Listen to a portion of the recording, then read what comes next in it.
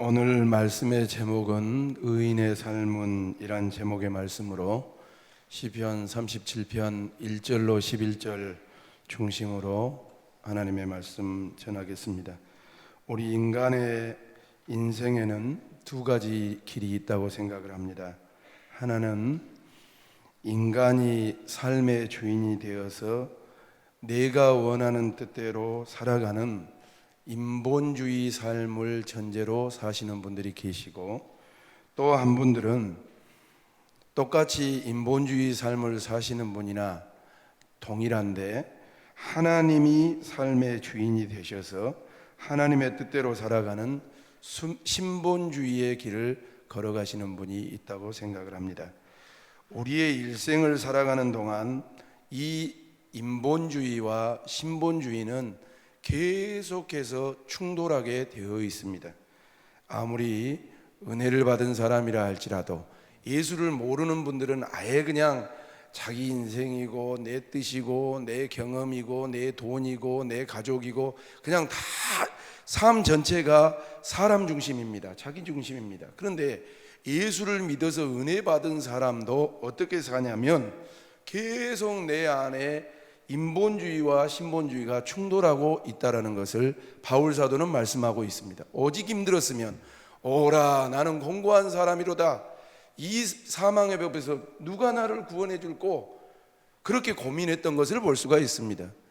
어떨 때는 생명의 성령의 법이 나를 주장했다가, 어떨 때는 죄와 사망의 법이 나를 주장해서, 어떨 때는 은혜 받은 사람 같기도 하고, 어떨 때는 또 은혜를 못 받은 사람 같기도 하고, 하나님의 원수로 사는 그러한 충돌이 자기에게 있어서 이것을 구원해 주실 분은 오직 예수밖에 없다라고 탄식하는 바울의 고백이 나옵니다. 나 자신 안에서 인본주의와 신본주의가 계속 충돌하고, 또 가정 안에서도 마찬가지고, 또 공동체 안에서도 이런 인본주의와 신본주의가 충돌하고 있다는 것을 얼마든지 소개하고 익히할 수 있는 것입니다. 우리가 예수를 믿고 살면서도 때때로 인간 생각이 앞서서 인본주의의 길을 가다가 실패를 만나고 절망을 당하게 되는 경우가 많이 생겨나게 되는 것입니다. 그러나 가는 길이 어떤 경우에는 험해요. 눈물의 길이고 가시밭길이고 골짜기 길이고 사람들이 볼 때 손가락질하는 길일 수 있어요. 그러나 그 길이 사람들이 평가하고 그래서 인생을 그렇게 마쳤다 합시다. 실패하는 인생처럼. 그러나 그 과정 가운데 하나님을 인정하고 하나님의 뜻을 구하고 하나님을 의지하는 사람이라면, 여러분 가는 길이 멀고 험하다 할지라도 주님 앞에 섰을 때 주님이 기뻐해 주시고 칭찬해 주시는 성도로 인정받게 될 줄로 믿습니다. 그것이 참다운 신앙의 길인 것입니다. 신본주의의 길을 가는 것입니다. 신본주의의 길을 가면 그 길의 마지막은 주님의 면류관입니다. 또한 영생입니다. 또한 하나님의 칭찬입니다. 수고했다라는 위로입니다. 인생을 사는 동안 신본주의의 삶을 살아야 될 것입니다. 하나님 제일주의의 삶을 살려고 몸부림을 쳐야 돼요. 하나님 앞에 영광을 돌리려고 애를 쓰셔야 됩니다. 사람이 보든지 안 보든지, 또 누가 듣든지 안 듣든지, 누구를 의식해야 되냐면 하나님을 의식했습니다. 우리 믿음의 선진들이 말입니다. 그럴 때 하나님께서 그들을 통해서 복을 주셨고 은혜를 베푸셨고 하나님의 살아계심을 드러나게 해주신 줄로 믿습니다. 자, 그렇다면 신본주의로 사는 사람들을 성경은 뭐라고 하느냐? 의인이라고 표현했습니다.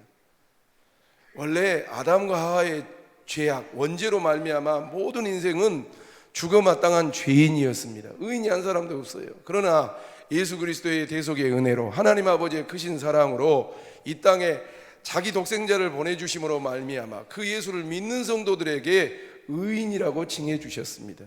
의가 있어서 의인이 아니라 그 믿음으로 말미암아 구속받은 그 자체를 의로 여겨 주셨습니다. 자, 그렇다면 성도들은 의인인데 오늘은 또 인사를 못합니다. 아시는 것처럼 우리 옆에 사람한테 눈으로 좀 인사하십시다. 자, 딱 손 잡지 말고, 이거 혹시 바이러스가 갈지 모르니까 눈을 딱 쳐다봐. 당신은 의인이십니다. 시작. 당신은 의인이십니다. 사람이 노력할 건 노력해야 돼요. 저 서울 명륜교회 같은 데는요, 아마 인터넷 보신 분들 아실 거예요. 어떤 교인이 중국 다녀오셨다가 이렇게 1부 예배 드리고 점심 식사하고 2부 예배 드리셨는데 바이러스가 퍼져가지고 관계당국에서 조사를 해보니까, 역학조사 어디를 가셨는가 해보니까 예배당으로 오신 거예요. 근데 이제 복임자가 있잖아요. 그러니까 구청에서 와서 싹 이렇게 청소하고 오늘은 인터넷으로 예배를 드린다 하잖아요. 근데 또 참 기도해 주셔야 따라합시다. 주여, 이 나라를 이 세계를 불쌍히 여겨 주시옵소서. 지금 우리가 저를 봐보십시오. 사람이 얼마나, 우리 인생이 얼마나 깝깝한가 봐보세요. 여러분, 지금 우리가 핵폭탄하고 싸웁니까? 바이러스하고 싸웁니까? 바이러스하고 싸워요. 돈하고 싸웁니까? 돈으로 고칠 수 있습니까? 없습니까? 돈으로 안 되는 거예요.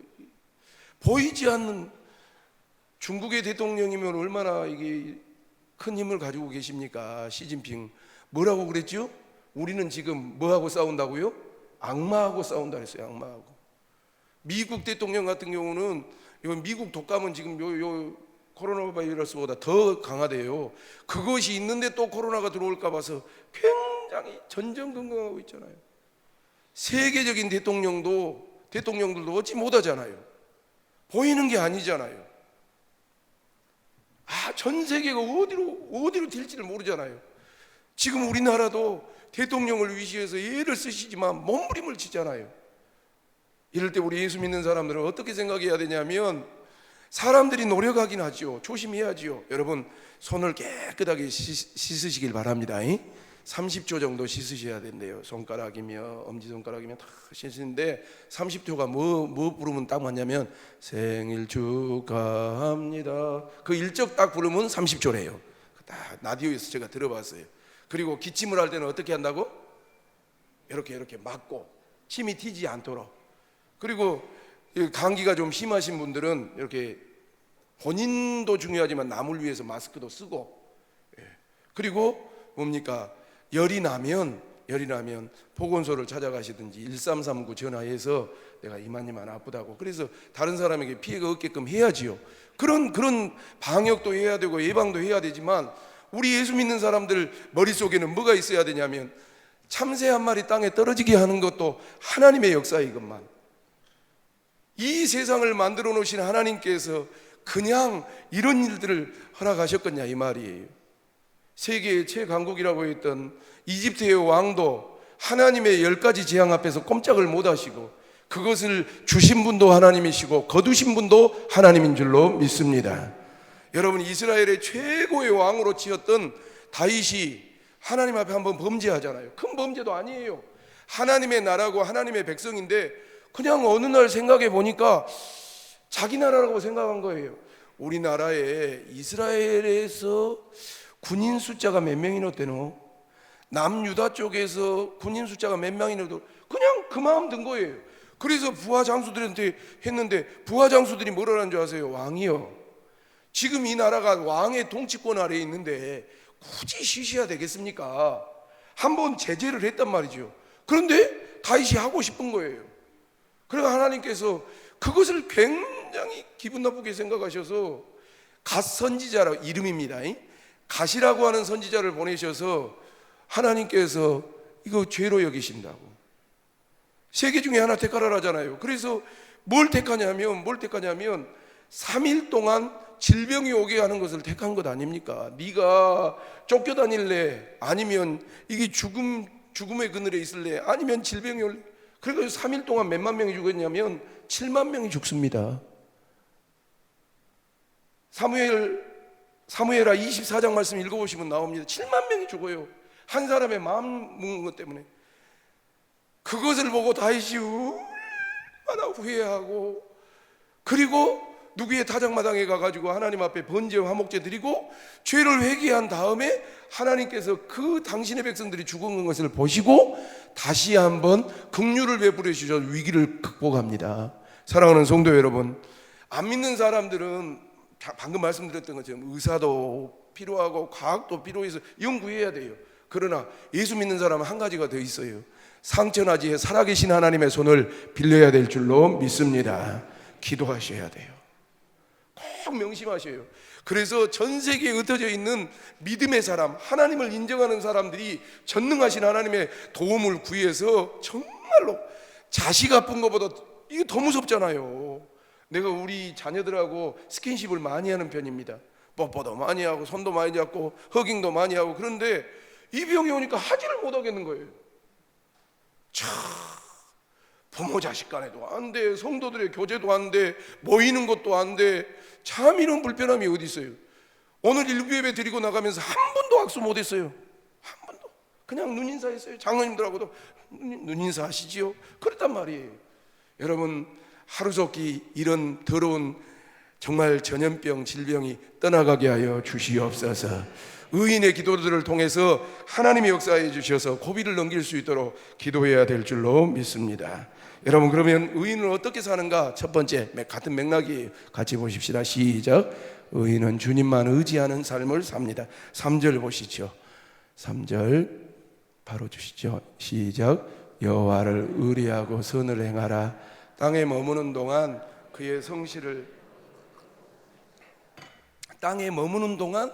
그의 성실하심을 내 양식처럼 생각하고 정말로 여호와를 의지하라는 거예요. 성경은 하나님을 믿고 의지하고 선을 행하라. 그러나 세상 살다 보면 선만 행하고 산다는 것이 얼마나 어려운지 우리가 삶에서 늘 부딪히는 어려움을 만나게 되잖아요. 예수 안 믿는 사람들은 적당히 타협도 한 것 같고, 또 하나님을 정말 신전의식으로 살지 않는 사람들은 적당히 양심도 팔고 거짓말도 치고 속이고 나 유익이라고 생각하면 남이 피해를 보든지 말든지 그냥 아랑곳하지 아니하고 그렇게 사는 것 같은데, 하나님의 살아계심을 믿는 사람들은 양심을 팔기가 어렵단 말이지요. 하나님의 말씀을 뻔히 알고 그것을 그대로 실천하지 않으면서도 내가 유유자적하면 미안한 말이지만 신앙 양심에 화인마저 있는지도 몰라요. 그렇게 살지 말라고 그래요. 그것 때문에 우리 예수 믿는 사람들이 날마다 갈등하잖아요. 우리는 하나님을 믿고 의지하고 하나님의 말씀과 하나님이 주신 선한 양심에 따라서 정말 선을 행하고 살아야 됩니다.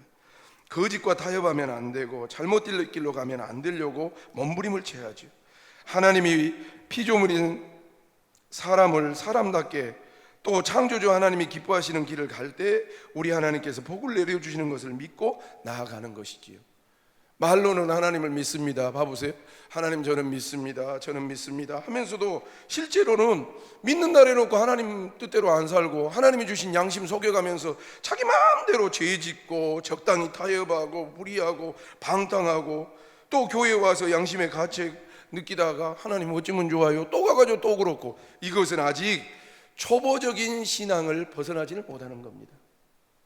조금 어리석은 것 같아도 주님을 철저하게 의지하고 살아야 됩니다. 왜 제가 이 말씀 드린 줄 아세요? 저를 비롯해서 2019년 12월 달에 우리가 얼마나 번잡을 떨었습니까? 올해를 잘 마무리하자고. 그리고 2020년 신년 벽두에 얼마나 나름대로 각고의 다짐을 하고 시작을 했습니까? 근데 한 달 살면서 어떻게 사셨습니까? 철저하게 주님을 믿고 의지하고 하나님 제일 중심의 삶을 살았습니까? 아니면 작년하고 별 비슷하게 그냥 대충 또 부러지는 우리의 모습입니까? 하나님은 도와달라고 고백하고, 또 잘못한 것이 있으면 주님 앞에 직고하고, 또 그것이 뛰어넘지 못하면 몸부림을 치면서 하나님 은혜와 긍휼을 베풀어 주시고 내 삶이 바뀌게 해 주십시오, 내 신앙이 성장하게 해 주십시오라고 몸부림을 치는 성도들에게 반드시 보상해 주실 줄로 믿습니다. 성도 여러분, 우리는 그렇게 살려고 몸부림을 쳐야 됩니다. 이 세상의 눈에 보이는 성공을 위해서 죄와 타협하지 않게 되기를 소망합니다. 그 성공은 진정한 성공이 아니기 때문에 그렇습니다. 성공 같으나 실패지요. 시간이 지나고 나면 그 모든 것이 다 드러나서 그분이 좋아했던 것이 세상에 헛된 것이라는 것을 알게 되는 것 아닙니까? 그러나 주님을 믿고 의지하고 주님이 바라보고 나아가면 우리가 하는 그 일을 통해서 주님이 영광을 받으십니다. 우리 교인들 참 그런 분들이 많으셔서 너무 감사해요. 말씀은 안 드리지만 정말 믿음으로 살려고 애를 쓰셔요. 어려운 환경 속에서도 주님 의지하려고 그러고요. 또 선한 양심으로 크게 성공하지는 못했어도 나에게 주어진 역할에서 최선을 다하려고 하는 그 모습이 하나님 보실 때 참다운 것이지요. 비교해 보면, 세상 사람들과 비교해 보면 어떨 때는 억울하잖아요. 어떨 때는 속상하잖아요. 그러나 여러분, 정말로 내가 하나님의 말씀대로 또 주신 사명에 따라서 양심을 가지고 정말 꿋꿋하게 나아가면 하나님이 그 길이 맞다라고 인정해 주십니다. 마태복음 7장 13절로 14절 말씀을 보면 이렇게 주님이 말씀하셨습니다. 어디로 들어가라고요? 좁은 문으로 들어가라고. 왜 그러는가? 멸망으로 인도하는 문은 크고 그 길이 넓어서 그리로 들어가는 사람이 많다고. 그냥 대충 살고 속이고 살고 양심 빨고 살고 죄짓고 살고 너무 것 덤치고 살고, 교회에서는 이렇게 살고 밖에서는 이렇게 살고 이중불해하고 살고, 겉으로는 거룩한 척하는데 속으로는 썩어있는 그렇게 사는 사람은 많다고. 생명으로 인도하는 문은 뭐하고요? 좁고 그 길이 협착하여 찾는 자가 적다고. 성도 여러분, 좁아도 우리는 이 생명의 길을 가야 될 줄로 믿습니다. 어려운 설교고 어려운 실천사항이라고 생각합니다. 주님을 믿고 의지하고 나아가면 주님이 우리의 삶 가운데 은혜를 베풀어 주십니다. 우리말 성경에 성실을 먹을거리로 삼아라, 아까 우리가 했잖아요. 근데 NIV 영어 성경 보니까 Enjoy safe pasture라고 나왔어요. 이건 뭔 뜻이냐면 주님의 안전한 목초지, 또 새로운 환경을 즐기게 될 것이다, 그렇게 설명해 놨다는 거지요. 여러분, 주님을 믿고 의지하고 나아가면 주님이 저와 여러분들을 어디로 인도해 주시냐면 주님이 안전하게 바꾸어 주신 목초지로 나를 이끌어 주신다. 이해가 잘 안 될지 몰라요. 여러분, 성령 충만하셨을 때 어떻던가요? 예를 들어서 사업하시는 분을 예를 드십시다. 너무너무 무거운 짐이, 사람 문제도 안 되고 돈 문제도 안 되고 일거리도 없고 너무 무거운 짐인데 도저히 이건 내 힘으로 못할 것 같아요. 그러니까 하나님 앞에 나와서 도움을 구해요. 하나님, 이 한계가 왔습니다. 어떻게 하면 되지요? 근데 희한하게 현실은 막막하고 답답하고 깝깝한 상황인데 기도만 하면 하나님이 괜찮다, 내가 할 것이다, 해결이 안 되는데 그런 감동을 주실 때 참 이게 믿을 수도 없고 안 믿을 수도 없는데, 믿음의 사람은 처음에는 그것이 현실하고 안 맞으니까 자꾸 거부하죠. 그러나 성령의 감동이고 하나님의 음성이라면 아멘 할 때 내 마음속에 세상에서 맛보지 못하는 평안과 희락이 찾아오게 될 줄로 믿습니다. 아십니까? 병든 사람도 마찬가지, 인생이 막막한 사람도 마찬가지.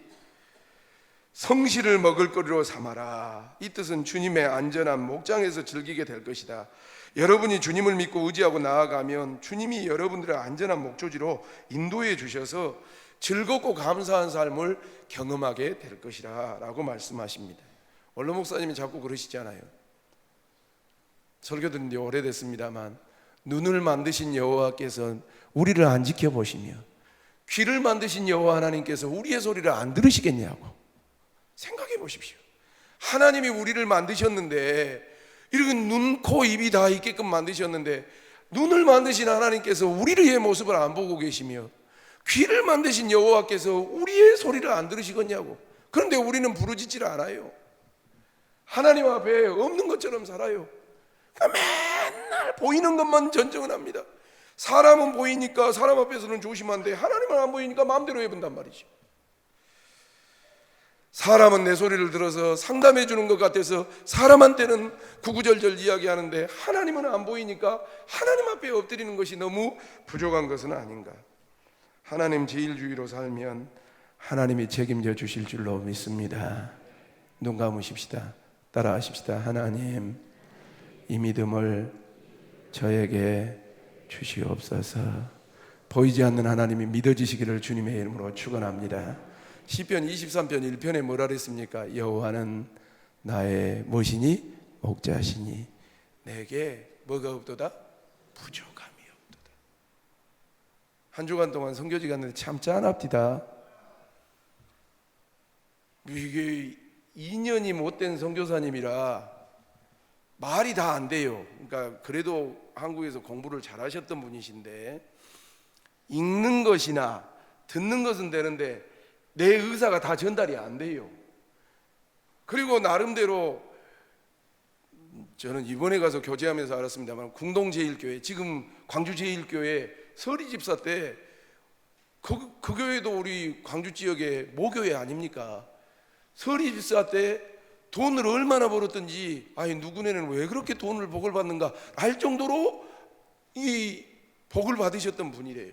목사님이 신학교를 간다라니까 그거 통합직 아닙니까? 광신대학교를 간다라니까 왜 통합직 신학교를 안 가냐고 3번이나 이게 캔슬을 나서 어쩔 수 없이 다른 목사님한테 추천서를 받아가지고 신학을 했다라 합니까? 돈을 많이 벌다가 하나님의 부르심을 받았대요. 그리고 서울서 목회했지요. 학부만 여기 나오고 서울로 계신 가가지고 원우회장하고 또 거여동에서 목회를 잘하셨는데 이게 실수하신 거예요. 그리고 훈련 되게 받고요. 바닥까지 내려가가지고 하나님의 부르심 따라 훈련 받아서 선교지 갔는데 이제는 뭐 하냐면 한국에서 보내준 선교비 받고 사는 거예요. 돈 맛도 받지, 성공의 맛도 받지, 나름대로 공부도 잘하지. 거의 1등짜리입니다. 대학부도 1등, 신형과도 1등, 무조건 1등짜리입니다. 그런데 목사님 사모님이 코가 쭉 빠져가지고 하나님이 주신 대로 먹어야지요. 얼마나 답답한 인생이냐 이 말입니다. 그런데 우리 집사람이나 얘기들도 들었지만 따라갑시다. 하나님께서 인도하신다는 거예요. 사람의 애간장은 탈지 몰라도 그때그때마다 하나님이 인도해 주시는 손길을 경험한다는 거예요. 사랑하는 성도 여러분, 하나님의 인도함을 받으면 우리 입장에서는 좀 불편한 것 같고 속상한 것 같지만 하나님이 때마다 시마다 일해 가신다라는 것을 경험할 수 있다는 것입니다. 그러므로 우리가 이 세상 사는 동안 절대 로마서 12장 21절 말씀 읽어봐요. 다 같이 시작. 악에게 지지 말고 선으로 악을 이기라. 이 말씀대로 선이라는 것은 착한 삶도 말하지만 하나님을 인정하고 하나님의 손길을 인도하심을 받고 인정하는 것을 선이라고 알고 하나님의 인도함을 받고 사시기를 주님의 이름으로 축원합니다. 죄와 타협하지 말고 악에게 굴복하지 말고 선으로 악을 이기는 우리가 돼야 된다라는 말씀이죠. 세상 사는 날 동안 어떻게 보면 조금 고지식이 해야 신앙생활 잘하는 것 같아요. 왜 저렇게 깝깝한가 그런 소리를 좀 들어야 될 것 같아요. 바보같이 왜 저렇게 하나님 앞에만 엎드려 있냐고. 요즘은 그런 교인들이 많이 없어요. 뛰쳐나가버려요. 하나님이 일하시기 전에 돈 벌러 가불고, 하나님이 일하시기 전에 병원 가불고, 하나님이 일하시기 전에 사람한테 쫓아가불고, 하나님 앞에 묻기 전에 주님이 말씀하시기 전에 내가 말해버려요. 제 자신도 그런지도 몰라요. 그냥 꼬다른 보리자루처럼, 여러분 보리자루 알지요? 보리자루처럼 그냥 강단에 처박혀 있는 목사가 필요하단 말이에요. 따따붙다 아는 경험, 과거의 간증 그런 거 말고 하나님 앞에 납작 엎드려서 진짜로 하나님이 말씀하시고 하나님이 감동하시고 그것이 혹시 내 경험이나 내 생각이나 내 선입견일지 몰라서 하나님 정말 당신이십니까? 라고 물었을 때 그렇다. 내가 내 방법으로 할 테니 너는 가만히 있어라 라고 감동하시는 그런 성도들이 귀해지고 있다는 것을 안타까워하면서 교인들 잘 살고 계시고 믿음으로 살고 계시지만 더 노력하실 것은 사람보다 하나님의 손길에 1순위를 갖는 신본주의 신앙으로 승리하시기를 주님의 이름으로 축원합니다. 정말로 고지식하고 바보 같은 삶을 사는 것 같아도 하나님 보시기에 바른 삶을 살아가면 그 삶이 바로 성공이고 인생에 있어서는 복입니다. 올 한 해 이와 같은 큰 은혜와 복이 다시 한번 2월 첫 주일인데 회복되어지시기를 주님의 이름으로 축원합니다. 두 번째 의인은 이렇게 삽니다. 다 같이 읽읍시다. 2번 시작. 의인은 주님을 기뻐하며 삽니다. 누구를 기뻐해요? 솔직하게. 여러분, 뭐가 기쁩니까? 뭐가 기쁩니까? 돈 들어오면 좋잖아요. 그죠? 돈 들어오면 좋잖아요. 우리 교회도 내가 자랑은 안 했지만 우리 장로님 따님이 광주 시내에 6명 이번에 초등교사 뽑은답니다. 우리 저녁 예배 반주한 수진자매가 6명 안에 그 교대 나왔는데 합격했답니다. 할렐루야. 작년에도 의사 약사 되신 분도 2분인가 계시고요. 또 우리 장로님 그 동생이지요. 성균관대 의대 갔습니다.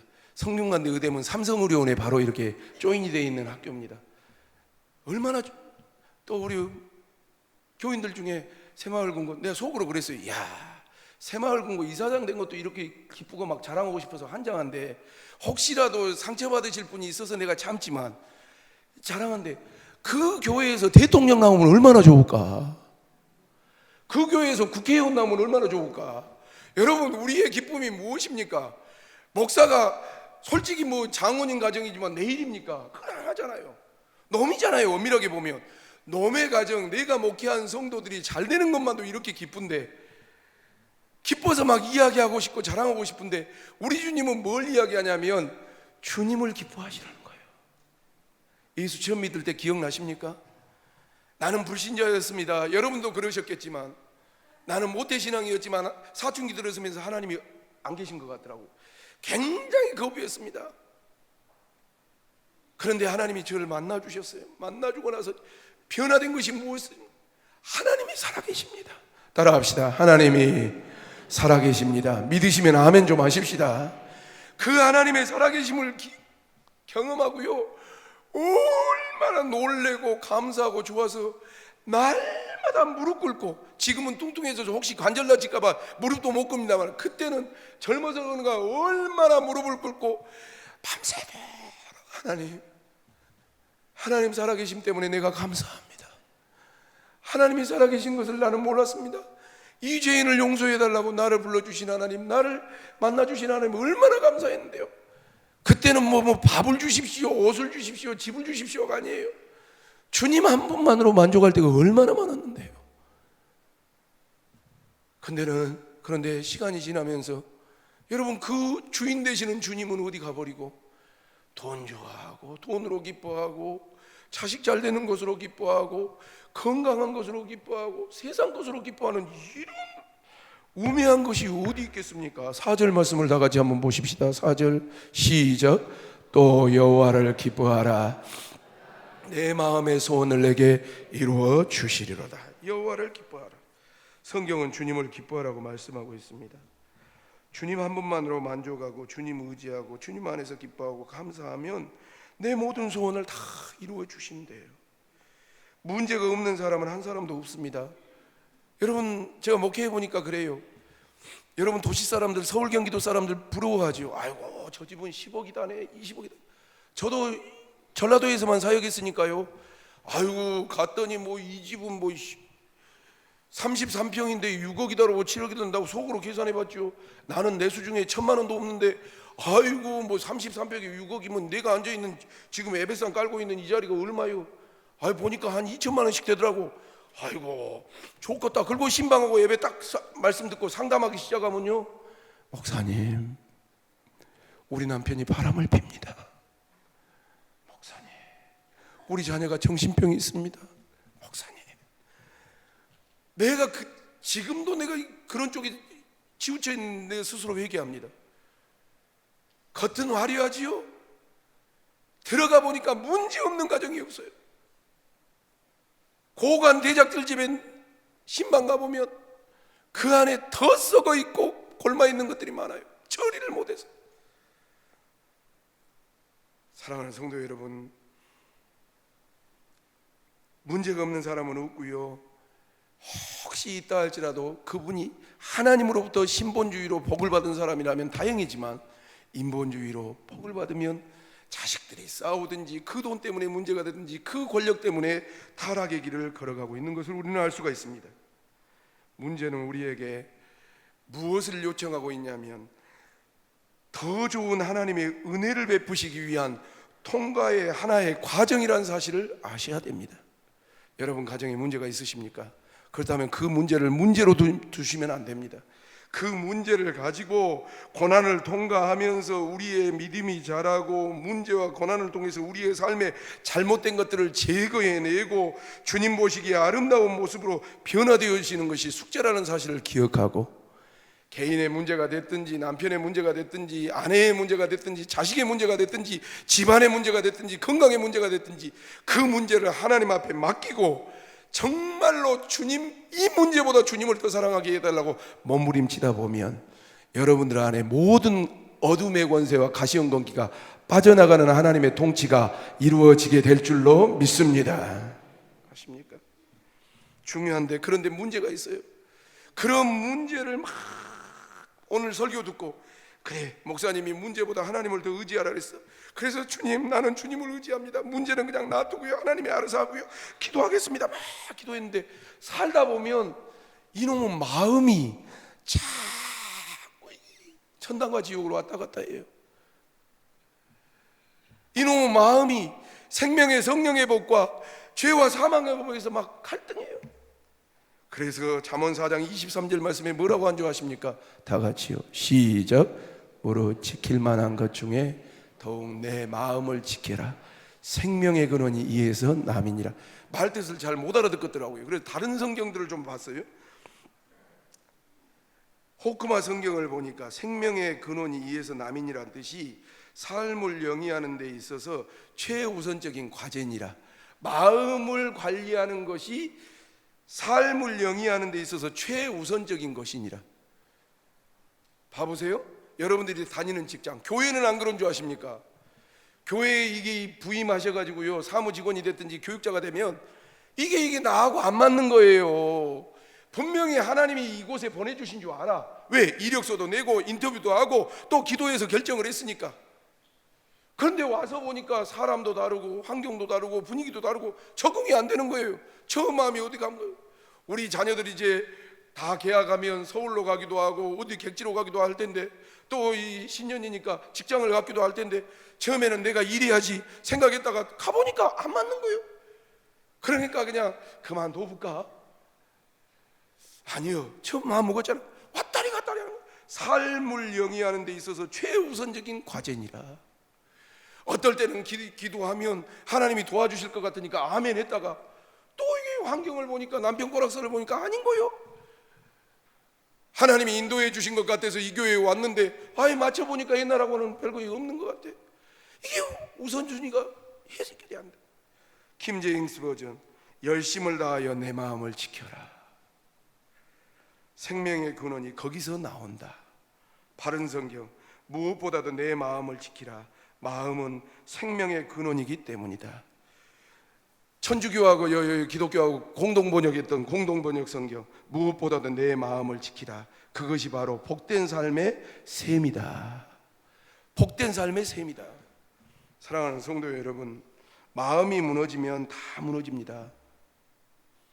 여기가 아무리 아골골짜기라 할지라도 하나님이 여기 계시고 나를 보내셨고 하나님이 나를 도와주신다고 마음을 지키면 여러분 바위덩어리에도 뿌리를 내리고 새순을 내게 될 줄로 믿습니다. 안 그렇습니까? 전국에서 우리 교회 목회하기 어떻게 목회하냐고 다 그럽니다. 신천지를 코앞에다 두고 제일 큰 거 두고 어떻게 목회하냐고 그럽니다. 저한테. 나 그때마다 뭐라 하는 줄 아십니까? 거짓말도 저렇게 잘하는데 진리를 믿고 복음을 믿는 우리가 저것들보다 못하면 되겠느냐라는, 하나님 도와달라는 그러한 마음으로 여러분 목회합니다. 한번 침륜에 빠져버리면, 정복 당해버리면 여러분 마귀가 가만히 두지를 않습니다. 우리의 마음을 계속 공격합니다. 그래서 주님이 주님 안에서 기뻐하라고 요청하고 계십니다. 주님으로 인해서 기뻐하고 주님 안에서 기뻐하고 감사하면 하나님의 축복이 임하게 된다. 사도 바울 같은 경우는 물론 목회 서신도 있고 바울이 교회가 어려울 때 편지한 내용들이 좀 있습니다. 그러나 많은 부분에 있어서 사도 바울의 편지는 옥중서신입니다. 옥중서신이 뭡니까? 자기는 예수 복음 증거하다가 재패 들어가 있는 겁니다. 그런데 빌립보서 같은 경우는 주제를 딱 하나로 정하라면 신학자들이 다 똑같이 정합니다. 리조이스. 따라합시다. 리조이스. 시작. 리조이스. 뭐 하라는 소리입니까? 기뻐하라는 소리입니다. 생각해 보십시오. 자기는 복음 전해가지고 예수 복음 때문에 사명 감당하다가 감옥에 들어가 있는데 자유함을 얻고 있는 성도들에게 왜 이런 현상이 나타난 줄 아십니까? 보세요. 바울 사도는 감옥에 갇혀 있어도 하나님께서 내 길을 인정하신다. 아멘 합시다. 내가 감옥에 있지만 나는 주의 일을 했다. 내가 이곳에 기도하더라도 하나님은 역사하고 계신다. 그렇게 마음을 지키고 긍정적으로 생각하는 겁니다. 그런데 빌립보 교인들은 뭐라고 생각한 줄 아세요?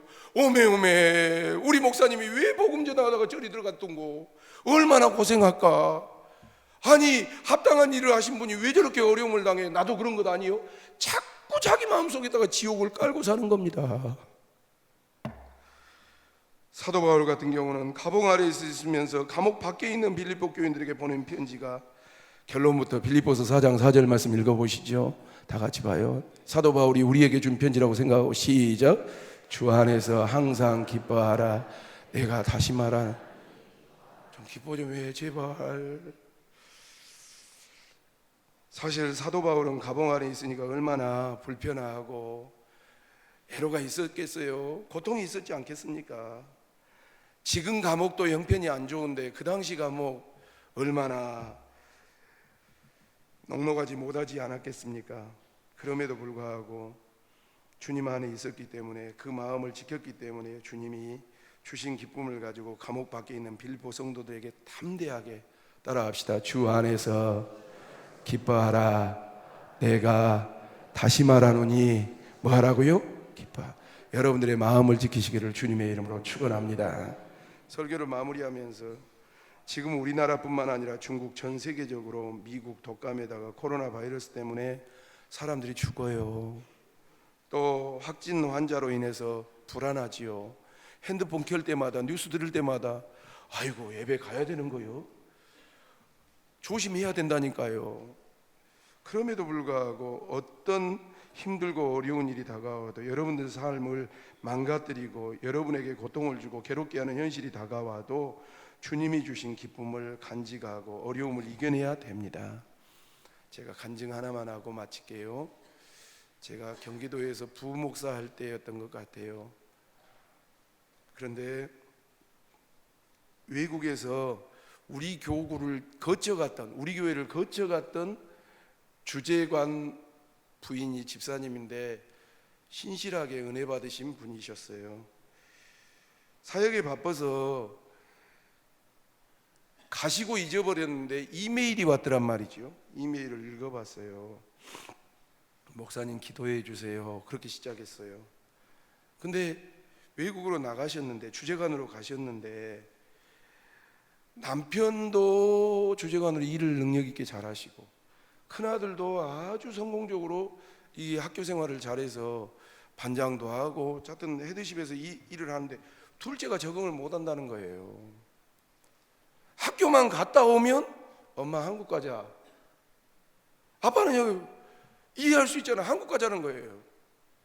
처음에는 그럴 거라고 생각하고 달렸대요. 근데 점점 이게 힘들었든지 애기가 나가본 거예요. 가출을 해본 거예요. 아이가 방황하다가 집을 나가니까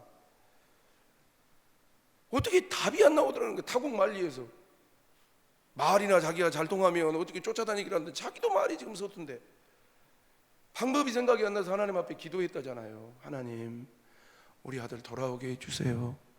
근데 남편이 아들이 이렇게 가출을 했음에도 불구하고 일이 너무 바쁘셔가지고 이 도와주지를 못하는 거예요. 얼판에는 너무 일이 잘 되니까 주일날 한국에서 손님들이 오면 주일날까지도 예배를 못 드리고 남편이 이렇게 일을 보셔야 된다는 거예요. 이게 다 잘 되는데 딱 둘째 아들 하나가 그렇게 방황하니까 답이 안 나오고 하나님 앞에 눈물 흘렸대요. 기도했대요. 기도했는데 일주일 지나 2주일 지나 애기가 집을 안 들어오니까 남편도 이제 일은 하시지만 마음이 그랬더니 남편 입에서 뭐라는지 아세요? 따라합시다. 여보, 해보세요. 여보, 새벽 기도 가자 그러더래요. 새벽 기도 가자 그러더래요. 누구한테는 말을 못하고 더 심각해지니까 시일이 길어지니까 주일날 또 이제 새벽에 나와서 기도하니까 은혜 받은 거 아니에요. 주일날 손님들이 오면 자기 부하 직원 보내놓고 나와서 때마다 기도 제목은 딱 하나예요. 하나님, 우리 아들 뭐하게 해주시옵소서, 돌아오게 해주시옵소서. 매일같이 부인과 함께 눈물로 기도를 드리는 사람으로 하나님이 바꾸시더래요. 그러면서 쭉 애기는 똑같이 안 들어와. 근데 말씀과 기도로 쭉 나가는데 한 2달이나 됐을까요? 2달 정도 된 것 같은데요. 이메일이 왔어요. 따라합시다. 목사님, 아이가 돌아왔어요. 할렐루야. 진짜 타국만리에서 어떻게 답이 안 나온 그 생각이 나더라고요. 근데 하나님께서 그 가시와 어려움을 통해서 남편이 돌아오게 하시고 예배 생활에 돌아온 거지요. 기도하게 하시고 또 모든 것이 잘 돼도 하나가 안 되면 얼마나 이게 난리가 난다는 것을 깨닫게 되었다라는 매일이 생각이 났습니다. 하나님이 그 가정을 붙들어 주신 줄로 믿습니다. 남편은 신실한 성도가 되고 하나님 앞에 기이 쓰임받는 가정으로 변하고 고난이었지만 그 고난을 통해서 축복을 향해 가는 과정에 불과했다는 것을 썼던 것을 기억이 나요. 항상 우리가 어려움이 시기적으로 어려운 시기고 또 크고 작은 어려움이 있지만 우리는 하나님의 살아계심을 믿어야 될 줄로 믿습니다. 따라합시다. 살아계신 하나님 아버지. 여러분들이 아버지시면 아멘 합시다. 또 두 번째로는 성경을 믿으세요. 이사야 41장 10절 말씀 보세요. 다 같이요. 이사야 41장 10절 시작. 두려워하지 말라, 내가 너와 함께함이니라. 놀라지 말라, 나는 내 하나님이 됨이니라. 내가 너를 굳세게 하리라. 참으로 너를 도와주리라. 참으로 나의 의로운 오른손으로 너를 붙들리라. 하나님의 의로운 오른손이라는 것은 권위를 상징하고 힘을 상징하는 거 아니겠어요? 하나님의 의로운 오른손으로 우리를 붙들어 줄 것이라고 두려워하고 놀라지 말라고 말씀하고 있어요. 뿐만 아니라 빌립보서 4장 6절로 7절 읽고 마쳐요. 다 같이 시작. 아무것도 염려하지 말고 다만 모든 일에 기도와 간구로 감사함으로 하나님 앞에 아뢰라. 그리하면 모든 지각에 뛰어난 하나님의 평강이 그리스도 예수 안에서 너희의 마음과 생각을 지켜주실 것이라고. 불안하고 힘들 때마다 걱정할 시간이 있고 염려할 시간이 있으면 하나님 앞에 나와서, 요즘은 뭐 공공 모여서 기도하는 건 좀 그러니까 간절하게 기도하면 우리 살아계신 하나님께서 나를 불쌍히 여기시고 아멘 합시다. 응답해 주실 줄로 믿습니다. 두려워하지 말아라 내 종아. 이때까지도 살렸는데, 이때까지도 도왔는데, 이때까지도 운영했는데 네가 못하겠느냐라는 그러한 감동을 주시면 감사합니다 라고 전진할 때 하나님의 감동대로 움직이시면 아름다운 열매로 결실해 주실 줄로 믿습니다. 그런 우리 교회가 되시기를 주님의 이름으로 축원합니다. 기도하겠습니다. 하나님 아버지, 오늘도 의인의 삶은이라는 제목의 말씀으로 말씀 받았습니다. 하나님, 주님을 의지하고 주님을 기뻐하는 우리 모든 성도, 이민족, 이 세상에 있는 하나님의 백성들을 되게 하여 주옵소서. 예수님의 거룩하신 이름으로 기도 올리옵나이다. 아멘.